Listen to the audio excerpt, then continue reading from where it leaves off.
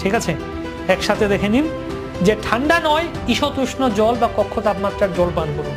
ওকে, জলের বড় ঢোক গ্রহণ করবেন না, অল্প অল্প করে চুমুক দিয়ে জল গ্রহণ করুন, চিবিয়ে চিবিয়ে জল খান। Eat your water and drink your food. ঠিক আছে, চিবিয়ে চিবিয়ে খান।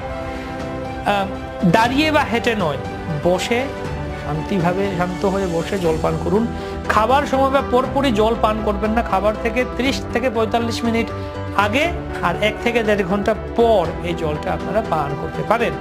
প্লাস্টিকের বোতলে নয়, কাঁচ, স্টিল বা তামার বোতলে জল পান করুন। পরিমাণ মতো জল পান করুন, বেশিও নয় কমও নয়। কিভাবে নির্ধারণ করবেন সেটা আমরা আলোচনা করলাম। ঘুম থেকে উঠেই দাঁত ব্রাশ করার আগে জল পান করুন। এই 7টি পয়েন্ট মাথায় রাখবেন। জল পান করার আমরা ভুলভাবে কিভাবে জল খাই আর সঠিকভাবে কিভাবে জল খেতে হবে, আর জলটা খেতেই হবে, পান করতে হবে না। তো আমরা